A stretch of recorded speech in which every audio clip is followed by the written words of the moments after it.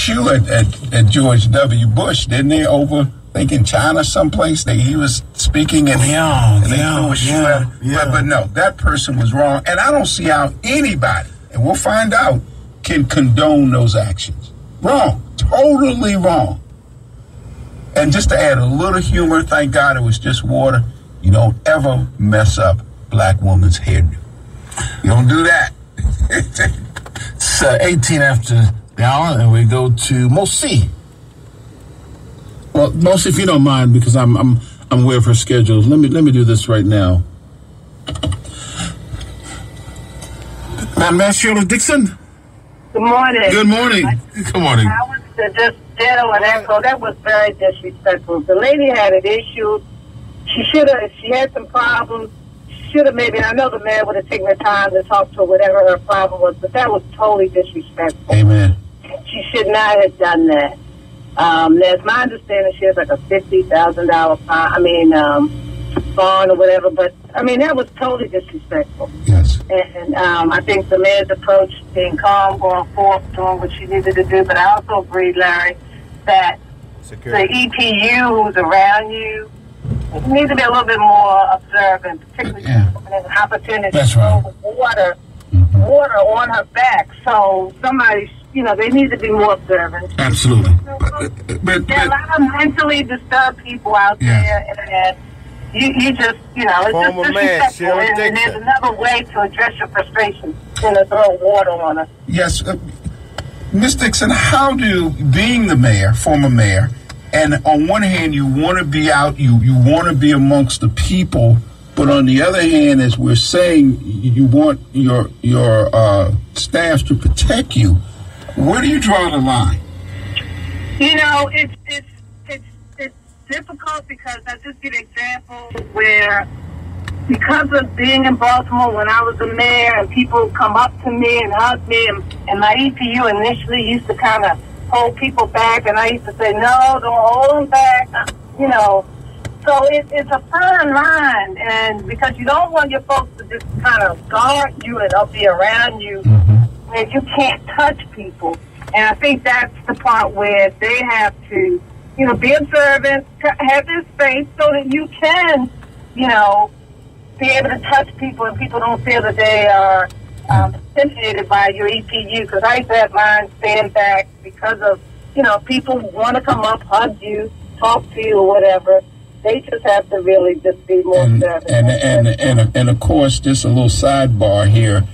From what I was told, you have various belts in martial arts, so. I won't comment. That's why I kept my distance from you.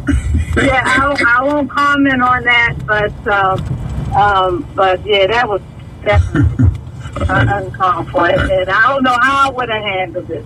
So, but hopefully I would have been just as calm as she had. Thank you very much for calling in. Appreciate your month there. Let's go over here to Mosi. Appreciate your patience with me on this one. Thank you much, Mosi. Yes, this type of action should not be condoned or tolerated. But I'm going to say this real quickly. To me, I don't think the lady had a problem. I think it's a direct result of frustration within our community. I mean, no jobs, no educational opportunities. I mean, just basically nothing. And those April riots were a direct result of just frustration. I mean, let me say again, this type of action should not be condoned. But we all have to look at the situation in Black Baltimore. It's horrible. Mm-hmm. Good morning. Situation or no situation, Coach is wrong, 100%. Former Mayor Sheila Dixon, 100%. That is totally unacceptable what she did. No question. And I have no problems with her facing the bar of justice for doing it. And I want you to remember that in any situation, if you encounter Clarence Thomas, I want you to remember what you just said, okay? Because I don't want to talk about you the next day saying, Larry's my radio guy, but he was wrong. I'm going to take the fifth. 923. Let's go over here. Tony.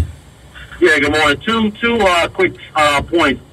First point, if she didn't incriminate herself verbally, all she got to do is say she tripped or somebody pushed in the back and the water flew. So that's easy defense. And secondly, it'd be very interesting. I mean, you see that someone frustrated with a political leader, both happen to be black. But anyhow, the throwing of the water party would have been white.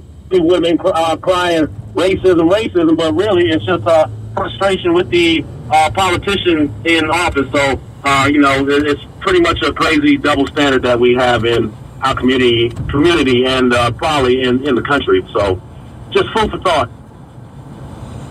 All right. It's 9:24, and we go to Malik. Malik? Yes, good morning. Good morning. Yeah, me, I'm not going to say it was a disrespect. I think it was frustration. And, she felt as though, what she did was right. I mean... Do you feel as though what she did was right? Well, I feel as though like this, Coach. Me, I would have dealt with it a different way. You understand? But people, everybody don't react the same. Everybody don't react the same. Now, I would have, tried to speak to her and tongue lash her, yeah. But everybody. How about voting? How about voting? And again, I can't say yes or no, but I can raise the question. I wonder if this woman Coach, votes. I wonder if she votes, Larry. I don't know. Yes.